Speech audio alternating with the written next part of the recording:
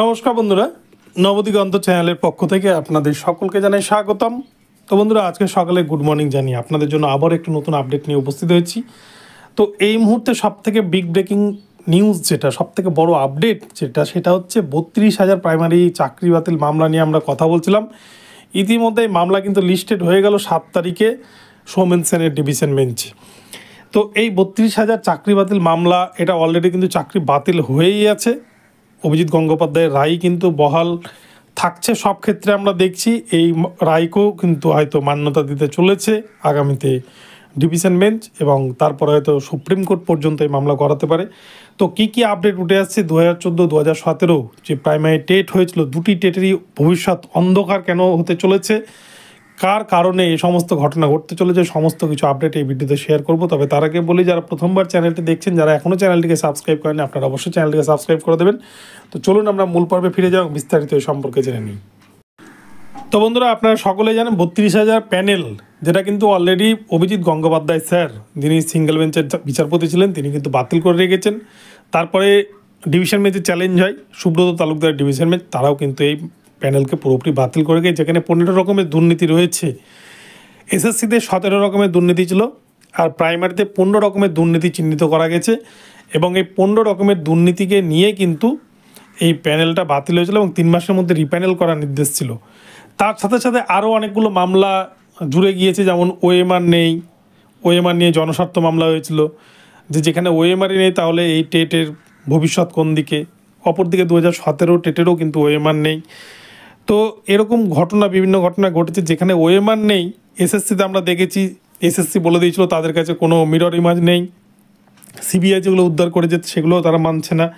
শেষ পর্যন্ত কিন্তু পুরো প্যানেলটাকেই বাতিল করতে বাধ্য হয়েছে। শুধু প্যানেল বলা ভুল, পুরো রিক্রুটমেন্ট প্রসেস, অর্থাৎ রিটেন এক্সাম থেকে সমস্ত কিছু বাদ, নতুন করে পরীক্ষা নেওয়ার কথা বলেছে মহামান্য সুপ্রিম কোর্ট। আপনারা সকলেই দেখেছেন, হয়তো 2014, 2017 টেটেরও যে সমস্ত ওএমআরকে নষ্ট করে ফেলা হয়েছে, এবং এর মাস্টার মাইন্ড ছিলেন তৎকালীন শিক্ষামন্ত্রী পার্থ চট্টোপাধ্যায় এবং তৎকালীন প্রাথমিকের চেয়ারম্যান মানিক ভট্টাচার্য।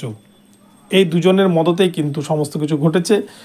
এবং 2017 অভিযোগ তো আরও গুরুতর, যেখানে সিবিআই পরিষ্কার জানিয়েছে যে নিয়োগ হওয়ার আগেই 2017 সালের এই ওএমআর কিন্তু নষ্ট করে ফেলেছে মানিক ভট্টাচার্য। তো যাই হোক, সেটা বিচার্য বিষয়, বিচার ঠিক করবে কোন দিকে যাবে। শোনা গেছে গতকালকে 5,000 মতো সাদা ওএমআর, ব্ল্যাঙ্ক ওএমআর কিন্তু উদ্ধার করেছে 2017 সালের। আদৌ কতটা সত্য নাকি মিথ্যা এই বিষয়টা জানা নেই, তবে এটা কিন্তু শোনা গিয়েছে গতকালকে। তো দেখা যাক। তবে তার আগে বলে রাখি কয়েকটা কথা। আপনারা যদি দেখেন, গত কয়েকদিন ধরে সুপ্রিম কোর্ট থেকে আমরা যা দেখছি, প্রাক্তন বিচারপতি অভিজিৎ গঙ্গোপাধ্যায় যে রায়গুলো দিয়েছিলেন সেগুলোকেই কিন্তু মান্যতা দিচ্ছে মহামান্য সুপ্রিম কোর্ট। আমরা দেখেছিলাম ডিওয়াই চন্দ্রচূড়ের স্যারের আমলে অভিজিৎ গঙ্গোপাধ্যায় স্যার যেগুলো রায় দিচ্ছিলেন সেগুলোকে কিন্তু স্টে ফেলে দিচ্ছিল সুপ্রিম কোর্ট। যেমন প্রাইমারিতে 94 জনের দুর্নীতি ধরার পরেও সেগুলোকে কিন্তু আবার নিয়োগ করার নির্দেশ দেয় সুপ্রিম কোর্ট প্রাথমিকে। কিন্তু এখন দেখা যাচ্ছে 20/22 ডিএলএড মামলার ক্ষেত্রে যে রায় দিয়েছিলেন সেই রায়কে মান্যতা দিল সুপ্রিম কোর্ট। অপরদিকে আপনারা দেখেছেন এসএসসি 26,000 চাকরি বাতিল মামলা নিয়ে যে রায় দিয়েছিলেন সেই রায়কেও মান্যতা দিল সুপ্রিম কোর্ট। এক কথায় বলা যায়, অভিজিৎ গঙ্গোপাধ্যায় স্যার যে রায়গুলো দিতেন, এখন কিন্তু বাংলার মানুষ বুঝতে পারছে যে সেই রায়গুলো যদি মাননীয়া সে সময় মেনে নিতেন, তাহলে আজকে পুরো 26,000 প্যানেলকে পথে বসতে হতো না, 26,000 পরিবারকে কিন্তু চাকরি হারা হতে হতো না। সেখানে কিন্তু 8,000-এই সমাপ্ত হয়ে যেত, যারা অযোগ্য তাদেরকে বাদ দিয়ে পুরো প্যানেলটা কিন্তু ফ্রেশ হয়ে যেত। তো প্রাথমিকের ক্ষেত্রেও 32,000 প্যানেল আপনারা দেখেছেন, এই প্যানেলও কিন্তু রিপ্যানেল করার নির্দেশ দিয়েছিল। সেই রিপ্যানেল করার নির্দেশকে চ্যালেঞ্জ জানিয়ে কিন্তু বিশেষ ডিভিশন বেঞ্চে এসছে, 3টা বেঞ্চ ঘুরে।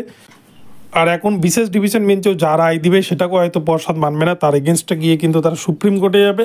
এবং সুপ্রিম কোর্টে গেলেই কিন্তু আপনারা দেখতে পাচ্ছেন যে সুপ্রিম কোর্টে একের পর এক কিন্তু হাইকোর্টের যেগুলো রায় ছিল, যেখানে সিঙ্গেল বেঞ্চ ডিভিশন বেঞ্চের রায়গুলো দিয়েছিল, সেগুলোই কিন্তু বহাল থাকছে। কোর্ট কিন্তু হাকিম পাল্টালেও হুকুম কখনো পাল্টায় না, কেননা কোর্ট হচ্ছে ডকুমেন্টসের ওপর চলে। প্রপার ডকুমেন্টস যেখানে, কোর্টের রায় কিন্তু সেই হিসেবেই হয়।